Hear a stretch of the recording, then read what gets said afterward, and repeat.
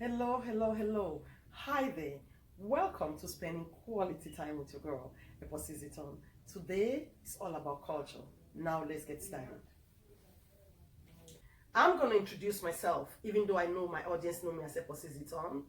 I'm Eposi Ziton from West Africa, Cameroon, and the English part of Cameroon. I'm from the Bakweri tribe, from a city called Boya, which is at the foot of the mountain, and on the other side, we have Victoria, which is by the ocean. I'm from the coast. Yeah, I'm a coastal girl. Well, as a Bakwerian, we have a lot of cultural practices and cultural belief systems. And those values are the values that have made me the person that I am today.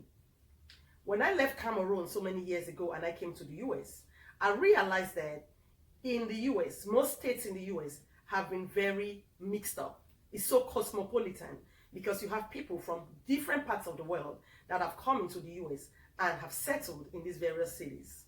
And people have brought in their values, their cultural beliefs, their practices that has made most of the cities in the US to become very blended.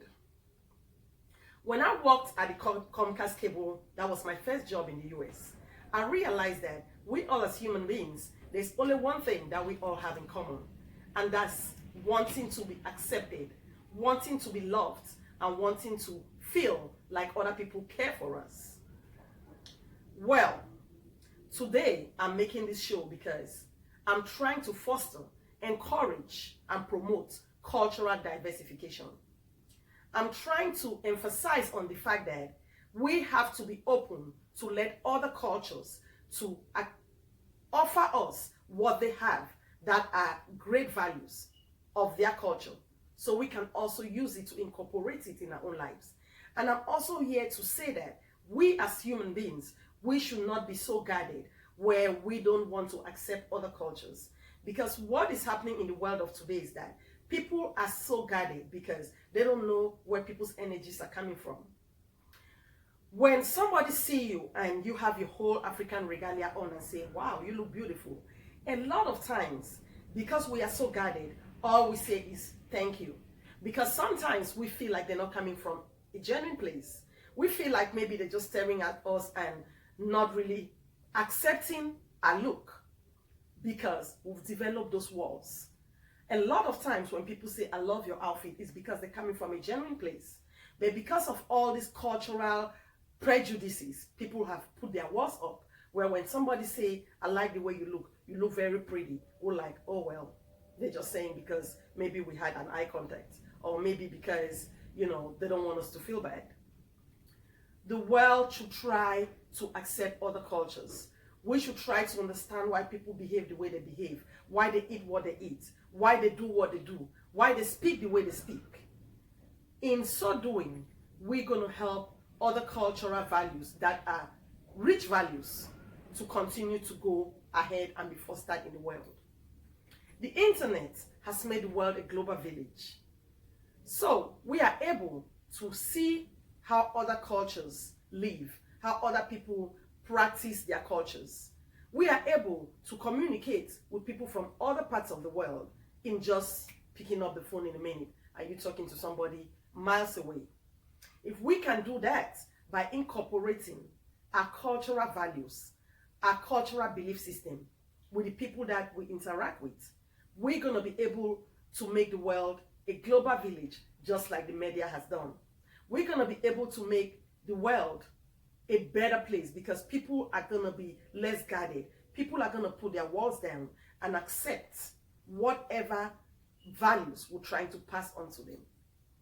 For example, where I come from, we have wonderful foods, beautiful outfits, but the only way that other parts of the world can benefit from that or gain from what we have is only if we are able to share that with them, and if they are also willing to accept it. It's a two-way traffic. Somebody's offering something, somebody's willing to accept it. But sometimes we don't even know if people want to accept it because, like I said, we have our walls up. This particular show is a show that I'm going to have a guest who is going to come in, who is an American and has Jamaican roots. She wants to come on this show because she's all about encouraging, fostering cultural diversification. She wants to come to the show to express the fact that she loves the fact that she has Jamaican influence in her life, because her parents, even though they had her in the US, but they also taught her a lot of Jamaican values.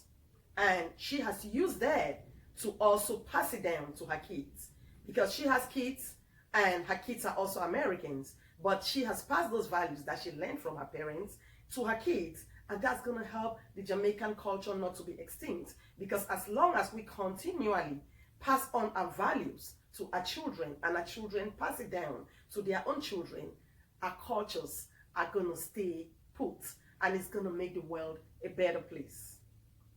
There was a reason why God made the world to be diverse, why God made the world for people to have different belief system, different practices, different color and everything.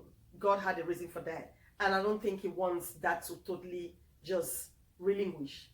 So the only way we can keep that is to exchange the various cultural values, so the world can become a better place and we all can enjoy what God has put in other parts of the world. Okay? Today, our show was all about making the world a better place. Here's my thing. When we all, as a people, work together and fight to make the world a better place, nobody can stop it, because anything that is done by a group of people is more accepted than when it's done by just one person. So I'm here today as a single person to encourage people to know that we should go ahead and encourage the blending of our cultures so the world can be great. Thanks so much for spending quality time with your girl, Eposi Ziton, and bye for now.